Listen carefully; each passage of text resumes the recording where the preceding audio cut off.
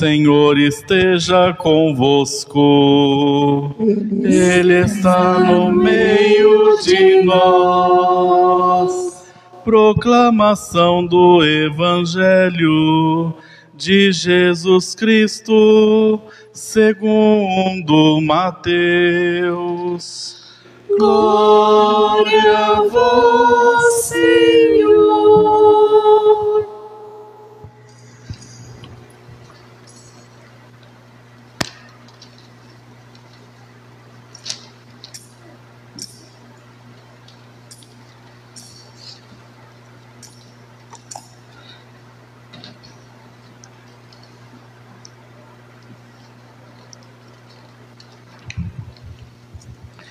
Naquele tempo, Jesus foi à região de Cesareia de Filipe e ali perguntou aos seus discípulos: quem dizem os homens ser o Filho do Homem?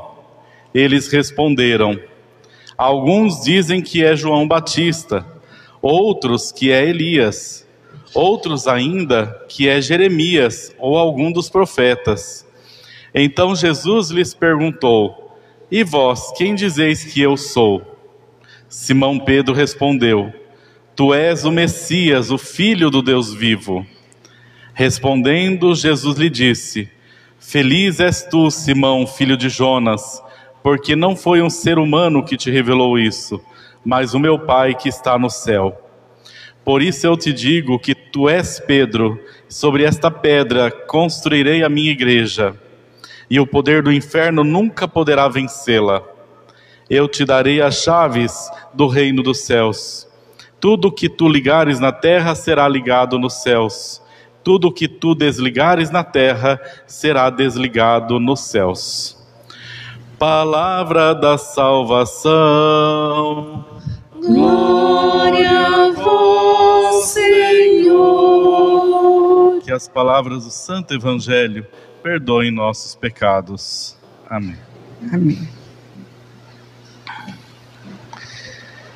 Caríssimos irmãos e irmãs, aqui reunidos na paróquia, na matriz da paróquia São Donato, aqueles também que nos acompanham pelos nossos meios digitais da paróquia, nossas saudações e ao mesmo tempo também nossa alegria de celebrar nesse domingo esta grande festa que representa toda as bases também do anúncio do Evangelho que chegou até nós e que nós proclamamos, nós anunciamos corajosamente.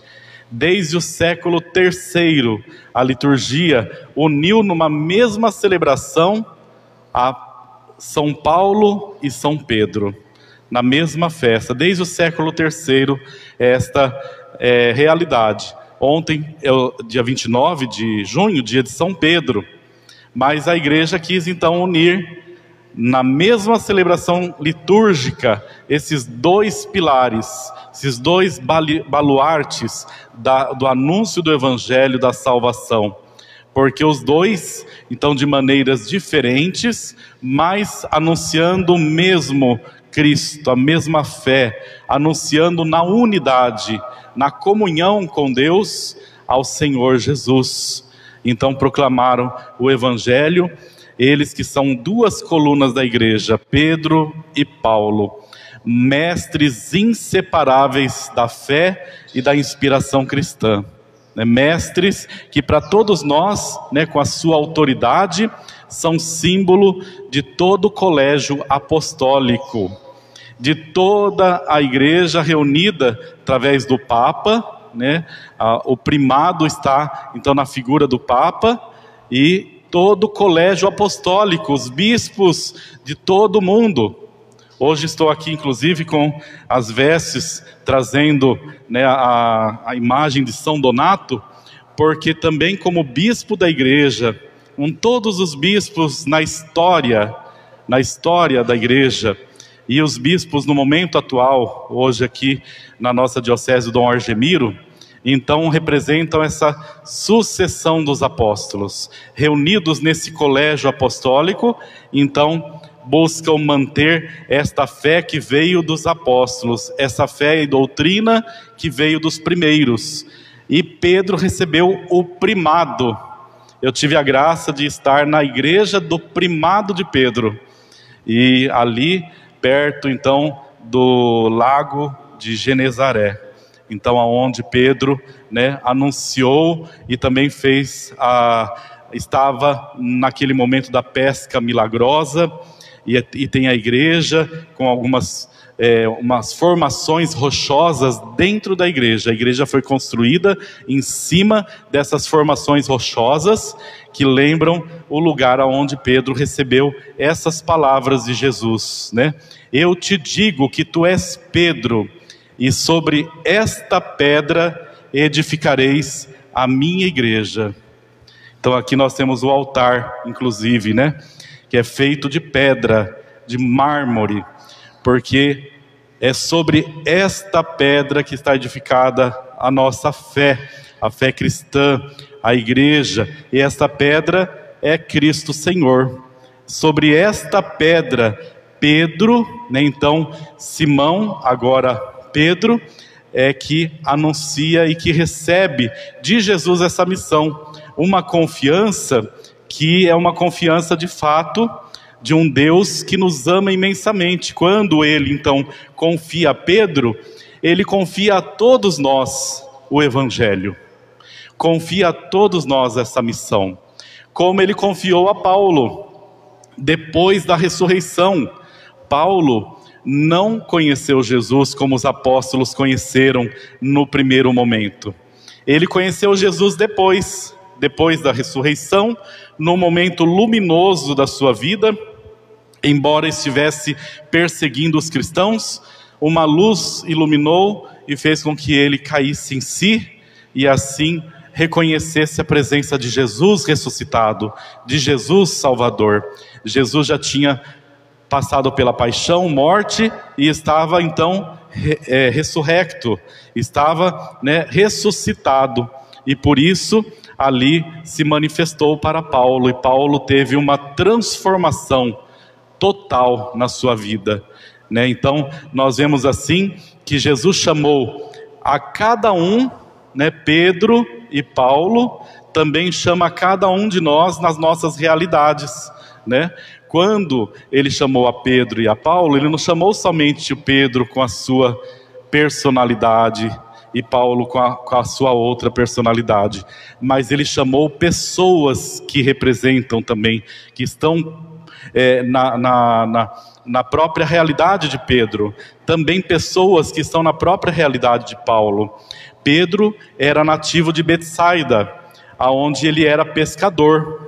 Jesus o chamou para guiar e confirmar os irmãos na fé, porque naquele início da formação cristã, então Pedro teve contato com os primeiros convertidos de Jerusalém, que eram judeus que estavam se convertendo e aderindo à proposta de Jesus, aderindo à fé cristã. Então aqueles judeus primeiros, os herdeiros de Israel, então tinham até como que uma formação religiosa, inclusive, e eles passaram a crer em Jesus. Paulo foi atrás dos pagãos, foi atrás daqueles que conheceram Jesus depois. E quantos homens e mulheres de várias nações puderam ter contato com a palavra de Jesus e não eram judeus, não foram os primeiros, conheceram Jesus depois, como Paulo também, que conheceu Jesus depois. Ele então foi chamado como arauto do Evangelho, como Pedro, e convertido para que pudesse então com vivacidade, com brilhantismo, com entusiasmo anunciar o Evangelho de Jesus. Essas duas realidades, um trabalhador, como Pedro era trabalhador, pescador, o outro doutor, mestre da lei, entendido, cada um na sua realidade, também foram transformados em sua vida interior. A sua vida interior foi transformada, a biografia deles não. Pedro Jesus bem sabia e nunca haveria de também passar em branco que Pedro negou Jesus 3 vezes. E quando Jesus pergunta, tu me amas? Pergunta para Pedro 3 vezes, para se certificar de fato desta profissão de fé que agora no Evangelho nós vemos aqui. Tu és o Messias, o Filho do Deus vivo. É Pedro dizendo, é Pedro declarando, confessando que Jesus é o Senhor, o Filho do Deus vivo. Paulo também, ele foi, a sua biografia não foi apagada. Ele mudou interiormente, mas todo mundo sabia quem era Paulo, quem era Saulo, o perseguidor, que nos primeiros tempos de sua conversão, quando imaginemos alguém bem cruel, terrível, que tivesse feito a morte de muitas pessoas, e entrasse pela igreja, depois se batizasse, e passasse a frequentar a nossa comunidade como irmão nosso. Nos primeiros tempos era visto com desconfiança. Será que estamos seguros aqui na presença deste homem? E a sua mudança foi uma mudança interior, que ele então agora pode dizer na segunda leitura, como nós vemos aqui, para Timóteo, que era bispo da igreja. São Paulo dirige para ele as suas últimas palavras, como um testamento de São Paulo, Combati o bom combate, completei a corrida, guardei a fé. Então ele, convertido, transformado, depois de tantas e tantas viagens pelo Mediterrâneo, por tantos lugares e nações, por tantos povos, agora pode dizer com todo o orgulho do seu coração, combati o bom combate, guardei a fé. Então, embora a sua biografia não pudesse ser apagada, mas o seu coração agora estava todo ele entregue a Jesus, como o coração de Pedro, como o coração também de cada um de nós, como o coração do salmista. Vocês viram aqui? Nós podemos repetir de novo, De todos os temores me livrou o Senhor Deus. Todos.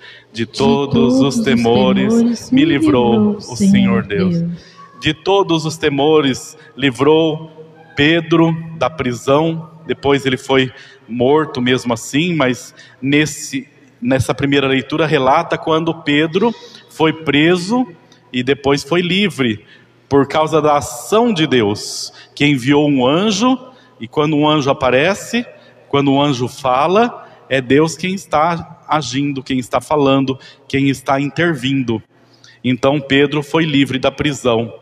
Depois, mais para frente, ele e Paulo são martirizados. E Paulo, então, se despedindo também da comunidade, para dizer que o Senhor, o libertará de todo mal e salvará para o seu reino celeste, Então ele eleva a Deus todo louvor, toda glória, porque sabe que mesmo na morte passageira, mesmo nessa morte física que nós passamos, o nosso destino é o céu. Então Pedro e Paulo estão convictos, que não será a morte, não será o medo, não serão as incertezas, não serão as fragilidades que vão impedir de dar o passo, de assumir a fé em Jesus de Nazaré. Então que nesta ocasião, nessa festa de São Pedro e São Paulo, nós possamos dar o passo sempre mais de confiança em Deus e confiança em Jesus. E em Jesus que com seu coração, então, manifestou todo o seu amor para todos nós e para toda a humanidade. E olha só, hoje estamos encerrando o mês de junho, o mês do Sagrado Coração de Jesus, e tem um pensamento muito bonito de Leão Deon, que é o fundador dos padres deonianos. E então ele faz um comentário sobre a relação de Pedro com o Sagrado Coração de Jesus. Então vai dizer assim: Nosso Senhor prometeu a Pedro de antemão a sua primazia, que é a continuação do poder de Cristo. Tu és Pedro, e sobre esta pedra edificarei a minha igreja, e os poderes do inferno não prevalecerão contra ela. Eu te darei as chaves do reino dos céus. Tudo que ligares será ligado, e tudo que desligares será desligado. Quando te convertas, confirmará os teus irmãos. Numa outra passagem, né, também falando com Pedro. Quando chegou o dia, nosso Senhor cumpriu sua promessa. Pedro, apacenta meus cordeiros. Portanto, Pedro, pastor supremo da igreja, e hoje nós lembramos do Papa.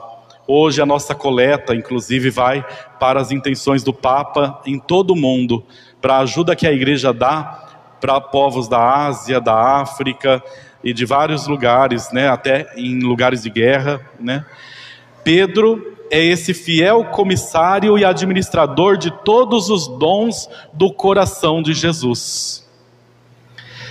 Preside a administração dos sacramentos, que é a igreja, através de Pedro.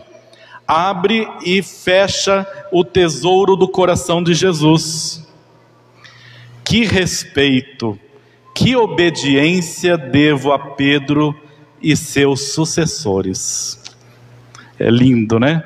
É de fato todo nosso carinho, nosso amor que deve ser pela igreja. Que respeito, né? Que obediência eu devo a Pedro e seus sucessores. De fato, esse respeito pela igreja, em comunhão com os apóstolos, para que a gente possa cada vez mais evangelizar e salvar almas. Acima de tudo, qualquer iniciativa, qualquer tomada de decisão da igreja no mundo é para salvar almas. E também, como irmãos e irmãs, construirmos o seu reino de amor, e vai se concretizar no reino dos céus. Mas nós precisamos começar aqui e agora essa nossa caminhada rumo ao céu, com a graça de Deus. Louvado seja nosso Senhor Jesus Cristo, para sempre seja louvado.